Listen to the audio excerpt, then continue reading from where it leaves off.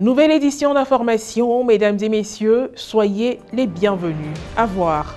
Diocèse de Mans. Après respectivement 9 ans, 6 ans et 3 ans, le père Gilbert Couillasso, curé de la paroisse Saint-Pierre-et-Paul de Bloléquin, et ses vicaires, les pères Léopold Doué et Augustin Tiabla, ont rendu grâce à Dieu avec leurs paroissiens le 24 septembre dernier à l'occasion de leur messe de fin de mission pastorale. Et puis le mercredi 4 octobre dernier a eu lieu à la place Saint-Pierre de Rome la messe d'ouverture du synode qui arrive à sa phase plus élargie. Présidée par sa sainteté le pape François, l'Eucharistie a rassemblé 25 000 fidèles, dont les 464 participants au synode. Le dimanche 24 septembre dernier, les pères Gilbert Couillasso, Léopold Doué et Augustin Tiabla, respectivement curés et vicaires de la paroisse Saint-Pierre-et-Paul de Bloléquin, ont célébré leur messe de fin de mission pastorale sur la dite paroisse après plusieurs années de service.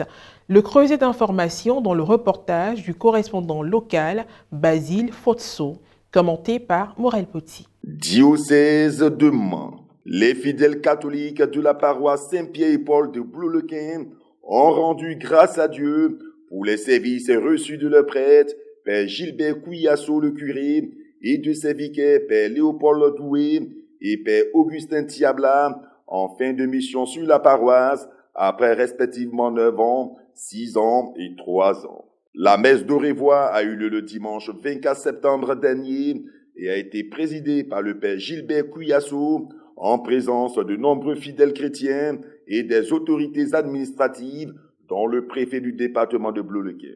Cette célébration solennelle était à la fois très émouvante et pleine de symboles. Le curé sortant n'a pas manqué de remercier ses confrères pour les moments passés dans l'unité et la joie. Un grand merci à mes deux collaborateurs, le Père Léopold et le Père Augustin. Durant ces années passées ensemble, j'ai expérimenté la joie d'être prêt parce que nous avons formé une bonne équipe. Bonne équipe, soudée, complémentaire, l'un pour l'autre, l'autre pour l'un. Nous avons travaillé parce que quand dans une équipe, il y a une faille, il y a une défaillance, quand il y a des moments d'incompréhension ou il y a des moments difficiles, on se soude pour pouvoir avancer. Grâce à eux, nous avons pu mener de bons combats pour la gloire du Seigneur. Merci donc, Père Augustin. Père de moi, il est avec les enfants, il est avec nous.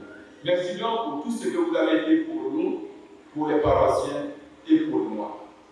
L'équipe de travail soudée, complémentaire.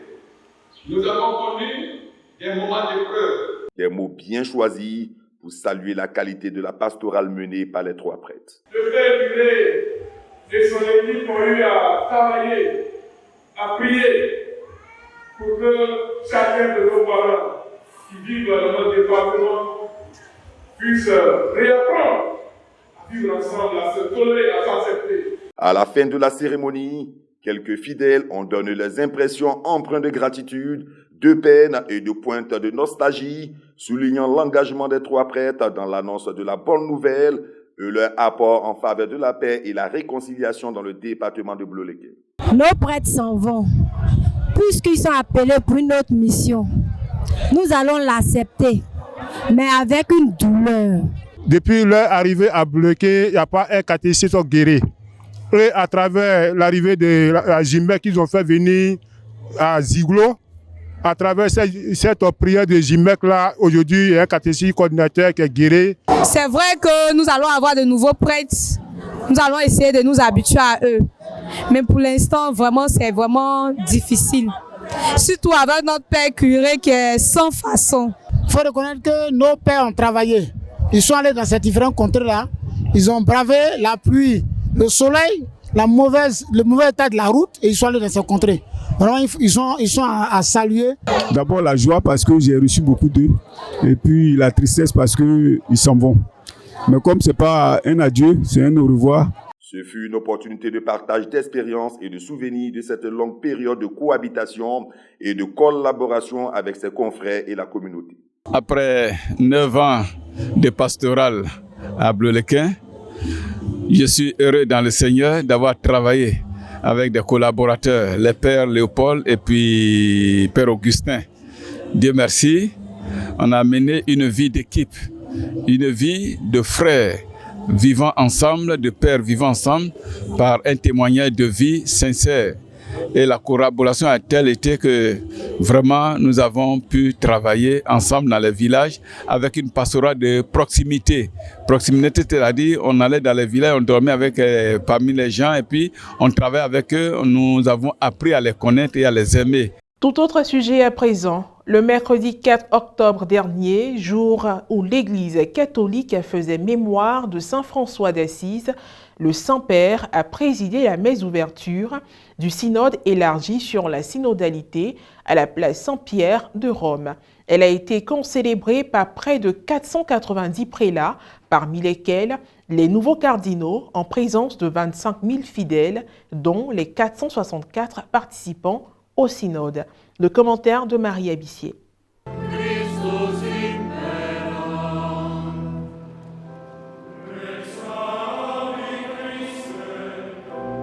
Le synode n'est pas un rassemblement politique, ni une réunion parlementaire polarisée, mais une convocation dans l'Esprit Saint, un lieu de grâce et de communion, a déclaré le pape, qui a placé le synode sur la synodalité sous le signe du regard de Jésus qui bénit et qui accueille.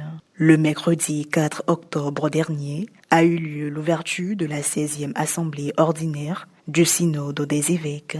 Elle a été marquée par une Eucharistie présidée par le pape François et concélébrée par près de 490 évêques, dont le cardinal Giovanni Battista, doyen du collège cardinalice. Cette messe a rassemblé à la place Saint-Pierre 25 000 fidèles, parmi eux les 464 participants du synode, avec 365 ayant le droit de vote. Dans son homélie, le pape François donne le sens profond du synode. Nous sommes ici pour marcher ensemble avec le regard du Christ qui bénit le Père et qui accueille ceux qui sont fatigués. Alors, partons du regard de Jésus, un regard qui bénit et qui accueille.